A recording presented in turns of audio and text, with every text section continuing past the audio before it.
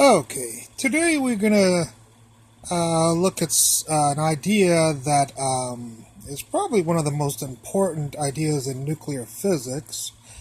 Um, so we'll get started right now. The question is why electrons can be in nuclei. Right now, the current physics community does not believe that electrons are inside nuclei. I hope with this lecture we set that straight, as well as a couple of my other lectures that I have out there. One is called Quarks No More. Another one is called the Neutron Radius, if you want to look those two videos up. Quarks No More and Neutron Radius. And there's another one on the deuteron that's called the Strong Force No More. Anyways, if you wanted to watch those before you watch this, it might give you a little bit more substantiation for that, but that's fine. This is a standalone lecture. I think I can get across my point just with this lecture. So let's start off. Physicists out there, nuclear physicists, have several problems with an electron being inside a nucleus, and one of the first ones is what's called the kinetic energy problem. Now, if you look at a lot of modern physics books, I've listed 3 of them here that I use, but you can look at any of the modern physics books. Here's Modern Physics by Sproul, the 3rd edition, Modern Physics by Saraway and a couple of other authors, the 2nd edition, and Concepts of Modern Physics by Beiser is I use the 5th edition. But any of those, but you can look it up any modern physics books, and they'll all use basically the same argument for the kinetic energy problem. They'll say that the kinetic energy is hc over lambda, or sometimes they say h bar c over 2 times delta x. They'll use these for the kinetic energy of the electron when it's emitted out of a nuclei or even a neutron. And so I'm putting approximation marks because I'm doing several calculations, but basically you're going to get a magnitude of an order of magnitude calculation. And here's the Planck's constant, and here's the speed of light. And don't worry about the 2 if you don't want to. You can put the 2 in or whatever. For lambda or delta x, they're both the same things. We put in 1 times 10 to the minus 14. And then these 2 things change the units from joules to mega electron volts, MeVs. Just so we can compare units very well, okay? So if you type this up and use different values for all 3 of these different books, you'll get values like 124 MeV for the kinetic energy of the electron. This is the kinetic energy of the electron. Supposedly, as it comes out of the nucleus, it's going to have 124 MeV, 99 MeV, or 20 MeV. And that's what they're doing a theoretical calculation right here, and their experiment shows that when when electrons come out of a nucleus, they only come out at values less than 1 MeV. So they say, according to this, there's no way that an electron is inside a nucleus. Because it would have to have a kinetic energy of 124 or 99 or 20. It's funny that this goes by year of the book. If a book is from the 50s, it was 100. It was really big, 124. And then the 60s and 70s, it was 99. And now they're going to get down to 20. Who knows? By the time in 20, 30 years, they'll get it down below 1 MeV, and they'll go, Vince Bentley was right all those years ago. Anyways. So this is their theoretical calculation, and this is their experimental value that they get for the kinetic energy. And they go, hey, that doesn't jive, so forget it. An electron can't be in the nuclei. That's the first problem. My counter argument for this calculation or this argument is that I'd like to use Einstein's equation. I don't think there's any no physicist out there. You can look this up on Google. Would counter that this is not the appropriate equation, a valid equation. This designed by Einstein many years ago. It says that the kinetic energy of the electron is the total energy of the electron minus the rest energy of the electron. There's no physicist out there that would counter me on this. I promise you that. And if you don't believe me, you can look it up yourself. That equation is everywhere. And we can write that equation like this. And what I'm going to do, as per my previous videos that I think is, even in here, they use this approximation because they think that the electron is going to be relativistic or move very near the speed of light. So I go, okay, I'll let my electron move near the speed of light, and see what happens. I'll let it move at 0.9182 C. I didn't have to do that. I could have been 0.9 or 0.92 or 92, whatever. But I use this specifically because it's a velocity I use in these two videos right here. So 0.9 times the speed of light is a pretty fast electron. That's not a slow electron. That's a relativistic electron, So let's see if we get 124 MeVs or 99 MeVs or 20 when I have an electron that's moving near the speed of light. Hell, we should be getting, some of these values like this. Let's see what happens when we plug this value into our equation. Well, it turns out we don't get large values like this, even though we're using a perfectly valid equation. M0 is the mass of the electron. The rest mass of the electron in kilograms. There's the c squared, which is the speed of light squared. These two numbers, as I said before, just convert it from joules to mega electron volts. It's the same people I used right here and here. I used them right here and here. They're just conversion factors. And here's 1 over v squared over c squared. V squared over c squared, of course, the c's will cancel and you'll get 0.9182 minus 1. So everybody is here. I plugged everybody in, and you can do it yourself if you don't believe me. Hopefully I typed all this correct in the calculator, and when you type all this in the calculator, I get a kinetic energy for a very relativistic electron to be 0.781 mega electron volts. Hey, guess what? That energy right there is less than or approximately equal to 1 mega electron volt. So according to this calculation, which I would love for a physicist to say it's totally inappropriate to use because it's a relativistic calculation that Einstein intended for a special relativity, I would love to see a physicist say, no, this doesn't make any sense. Show me where it is. Show it, write your comments at the bottom and tell me that that's something is wrong with that. I will only become more and more powerful if you prove to me that this is right and this is not right. Then I'll believe that this BS, as I would say. So anyways, I think this first problem is definitely decimated by this calculation. Consult your nearest nuclear physicist and see what he thinks of it. The second problem we have with that physicists have and say, hey, there's no electron in the nucleus is what's called the spin problem. And the spin problem is that the proton has a spin of 1/2, the electron has a spin of 1/2, and the neutron has a spin of 1/2. So a lot of physicists say, hey, if the electron has a spin of 1/2 and the proton has a spin of 1/2, here I'll show you what can happen. Either the two spins are up and you'll get a spin of 1 for the neutron, plus 1 plus 1/2 plus 1/2 will give you a spin of 1, and that doesn't jive with the experiment. These are all experimental values right here that we get from experiment, not from theory. So either the two spins are up and you get 1 because they both add up, or the proton spin, I'm sorry, by the way, this is if you assume that a neutron is made up of a proton plus an electron, which assumes that, an electron is inside a nuclei or whatever, So if we make this assumption, we're going to show that that's impossible, and let's see what happens. Oh, by the way, either the two spins could be up, the proton's up, the electron's up, and you get +1, or they both could be down, you get -1, which is basically the same thing. Or the proton spin could be up and the electron spin could be down, which is 1/2 plus a -1/2 will give you a spin for the neutron, which is 0.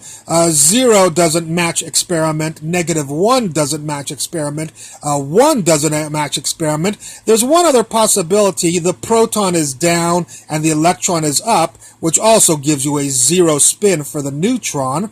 and that doesn't match. So all these values do not match the experimental value of the neutron spin.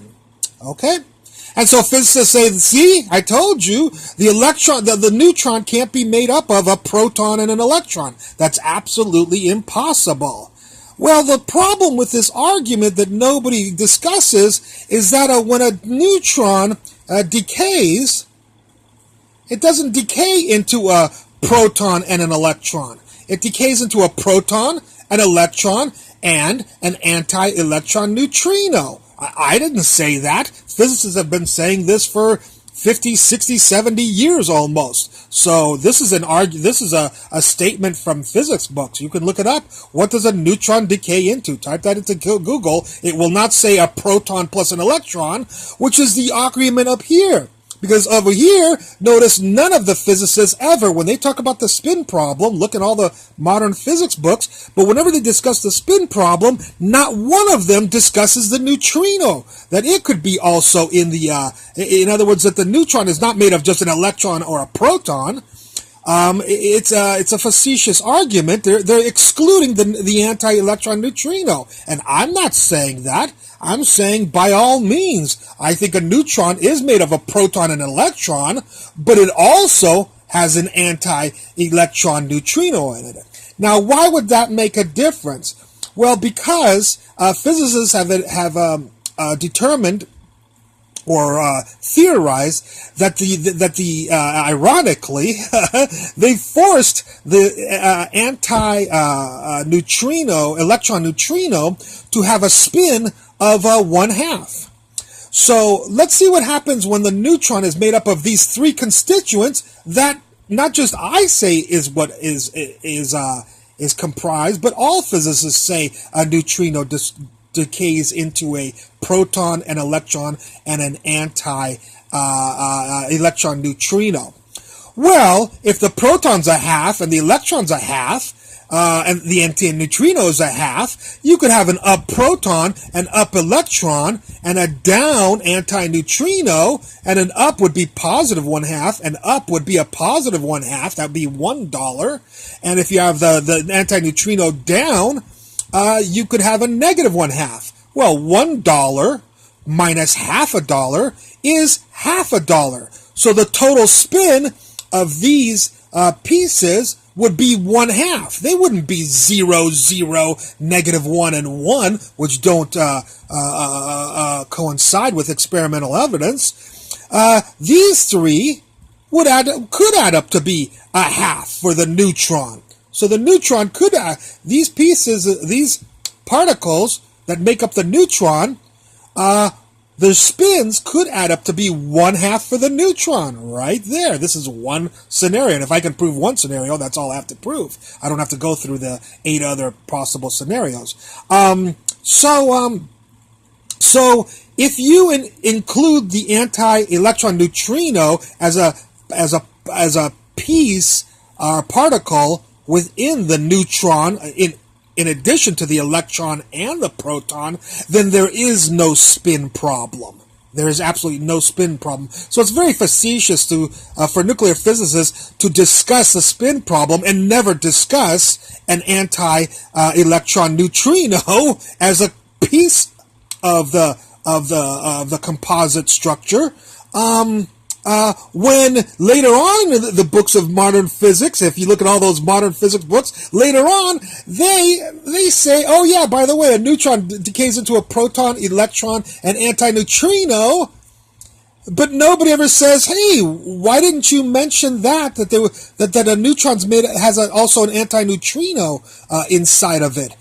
When you did your spin discussion, nobody ever does it because it's usually a couple of chapters before this is brought up right here, and I guess people forget or whatever you can imagine. I still don't know why this is such a problem, but I think that this lecture that I'm giving today is one of the things that's holding up the correct the analysis of nuclei, which really has been stumped nuclear physicists for quite a number of years, and they've had to introduce ad hoc entities that they've never seen. Nobody has ever seen a quark, nobody's ever broken off a quark, and then they make up rules for the quarks that they can't be broken up. Well, it's starting to sound a little bit almost like religion at that point. Anyways, let's look at the third problem. I'm sorry this lecture is going to be a little bit long, but it's a very important lecture in nuclear physics. The third problem is what's called the magnetic moment problem, and that's the fact that the electron has a very large magnetic moment, whereas the proton and neutron both have small magnetic moments, much smaller, about 2,000 times almost smaller. And not only that, but the nuclei also, when you get calcium or whatever, the nuclei of carbon or the nuclei of oxygen, they also have very small total magnetic moments from all their nucleonic constituents. So everybody wonders, hey, if there's an electron with a big magnetic moment, 2,000 times bigger than the nuclei, why don't we read 2,000 times, a magnetic moment that's gigantic if there's an electron inside the nuclei when we look at the nuclei? Well, I think that discussions of I wrote a sentence here, discussions of the magnetic moments can only be made when one completely understands the constituents of the proton and the neutron. And right now, we don't even understand the constituents of the proton and the neutron, no matter how hard we've tried. We do not, to date, there is no analysis of quark magnetic moments. Nobody knows what the magnetic moment of a quark, an up quark or a down quark today, which is the current theory today.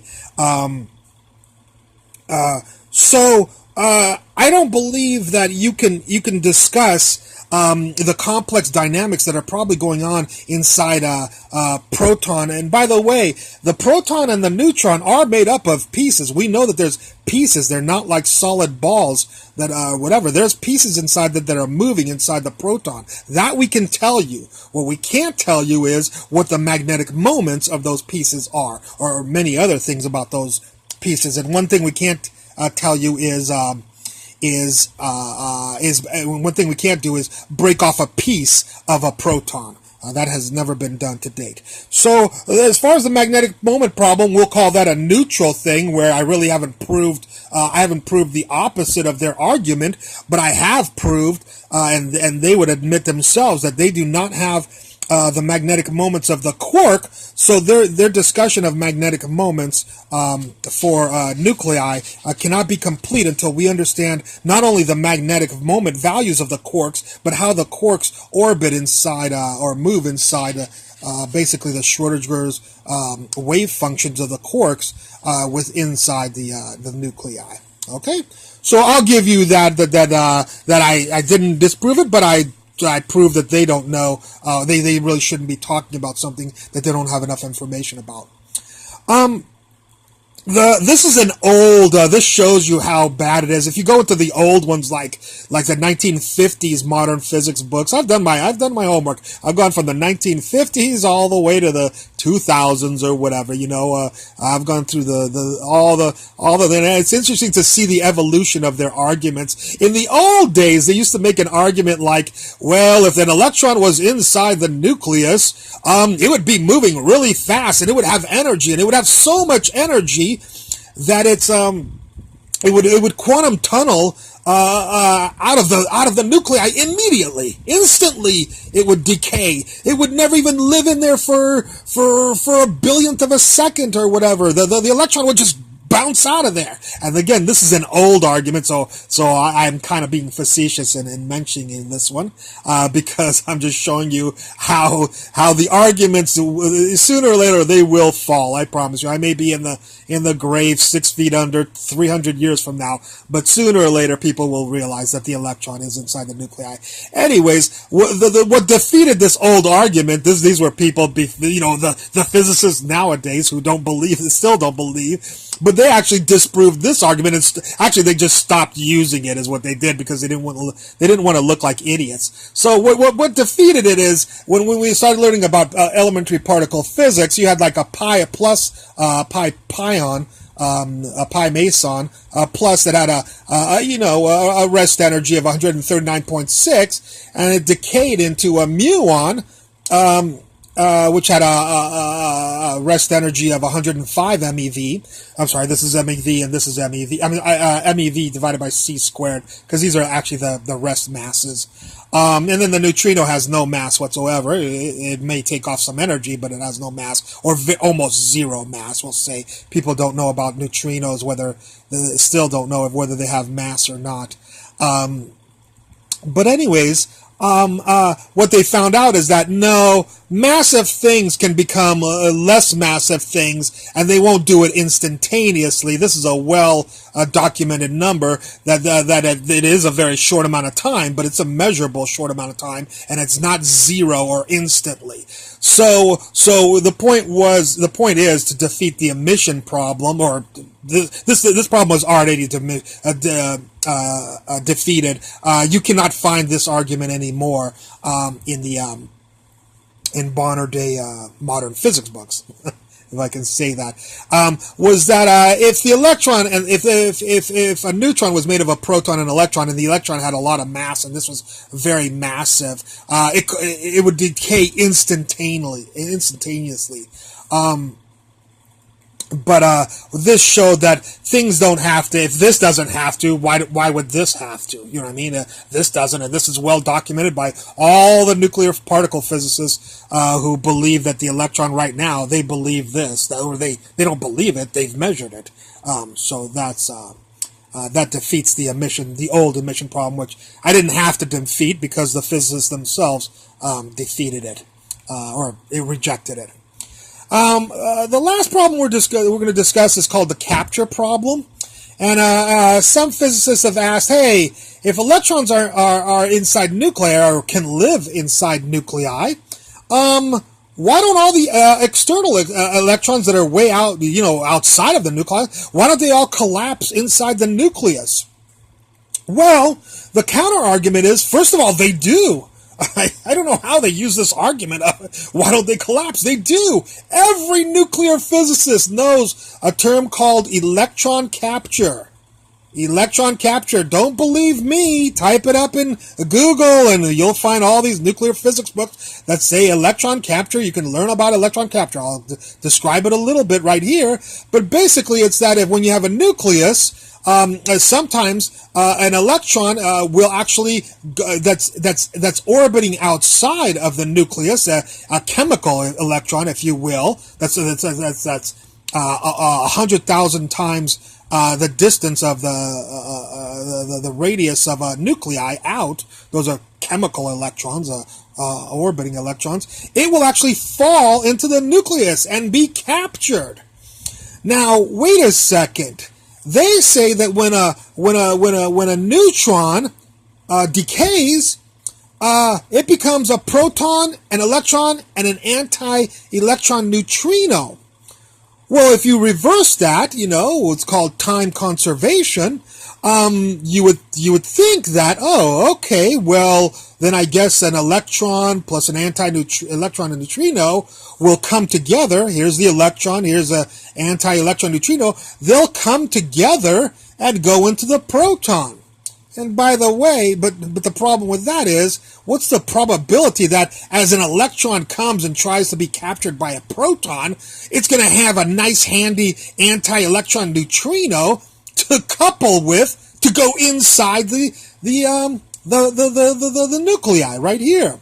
So the electron capture doesn't make sense from their arguments, It does happen, I agree, but I think it happens under a different mechanism than they say, because there's no way that an anti-electron neutrino just happens to be here at that moment when the electron is going in. By the way, I don't know what the mechanism is. I'll study it, and hopefully one day I will discover it. Anyways, so electrons do fall into the nucleus from outer chemical orbits, and it's called electron capture. Don't believe me. Type in electron capture in Google. You'll see a million articles about it. All the physicists that don't believe the electron is inside the nucleus all have written papers about electron capture, so they know about it. And never, whenever they discuss this in the modern physics books, this argument, the capture problem, not one of them bring up the electron capture that happens in a lot of nuclear physics interactions. Okay, the other thing that I want to say about the capture problem is that the complex, you might say, okay, well, 1 or 2 electrons are electrocaptured. I agree. I went out and looked, and yes, some physicists said 1 or 2 electrons go in there, but uranium has 92 electrons. Come on, let's get all 92 electrons inside the nucleus. Why don't they all fall down? Well, actually, first of all, no physicist can even tell you why, even in hydrogen, an electron doesn't decay into the nucleus. What they'll do is they'll just tell you that's the solution of the Schrodinger's equation, for a standing matter wave, But they never say why, why this occurs. Next, the reason I mentioned that why all 92 electrons in a uranium atom, chemical electrons, don't fall into the nucleus is, the nucleus is a complex thing. It's not just a couple of old men just sitting around. These are protons and neutrons, and I say actually they're protons and electrons is all that's inside the nucleus. But anyways, if we make it protons and neutrons, they're vibrating around and moving around inside that uranium nucleus. And when charges move around, I wrote here, complex dynamics of nuclear constituents could provide magnetic and electric shielding effects. Type in shielding effects, electric shielding effects, magnetic shielding effects, and you can read up all on that. And all the physicists who don't believe the electron is there have written. They all know about. These are not new, wacky, Buck Roger terms that I'm using. These are terms that every physicist knows about electrical shielding. Hell, electrical people that put in your electrical wires in your house know about electrical shielding, let alone physicists. So when you have stuff moving around inside the nucleus, you can't tell me what the electric shielding effects would be of that, and that may not allow the outer electrons, more or all of the electrons, into the nucleus,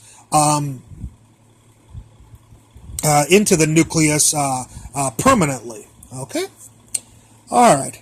Now, my last thing is more of a logical thing. It's funny that in physics, I've never seen so many arguments against an idea. I mean, in mathematics, if one number doesn't fit an equation, that's it. You don't have to tell me 12 other reasons. That's it. It's over. Just give me one argument. So my question is, why are there so many arguments? If even one of them was devastating, you'd only need one. One argument should be needed. This is science, You don't need to tell me 40 different reasons why this.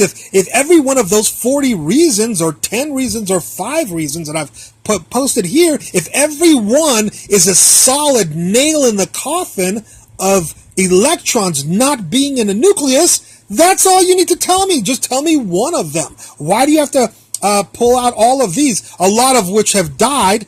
Old emission problems, a lot of them have died, and I haven't studied every single old modern physics books, and I'm sure there was other ones besides this one that have died, and I'm sure a lot of these arguments against the electron being inside the nuclei will die eventually, So I would love for people at the bottom to give me comments and say, nope, here's another physics idea that we have that physicists in books write 5 different. No. Physicists in books write, they don't want to waste print. The editor doesn't want to waste ink or pages. If one argument was really that devastating, that's all you'd need is one argument. Shut up. That's it. It's over. There's no electron inside the nuclei. But that's the problem is all of these arguments are ad hoc. that people have tried to use, and that's why they eventually die off, like the emission problem and other problems. I'm sure other arguments against the electron. That's why they have died, is because these arguments are what are called hand-waving arguments. They have no, they're not proofs. You know, and even I'm not even proving. I've not proved. Well, actually, in my 2 lectures, Quarks No More, and the others that I mentioned before, the neutron radius. In those video lectures, I proved that it makes much more sense that you should look at those up and see that it makes much more sense that electrons are within the are within the nuclei rather than that they're not. So anyways, love to see this is one of the most important problems, so I really look forward to any comments that attack me all you want. I'd love you to attack me, because I would love to learn how real reasons, not hand waving ideas that eventually die out and whatever. I want to see a reason that I believe in, and I'll accept it. If it's a great reason, believe me, I will have no problem, and I'll make a video and say this is why electrons are not in the nucleus. But until then, until somebody finds that for me, I will keep on doing this. So I hope you enjoyed this lecture. Sorry, it was one of my longest, and look forward to any comments at the bottom. Thank you very much.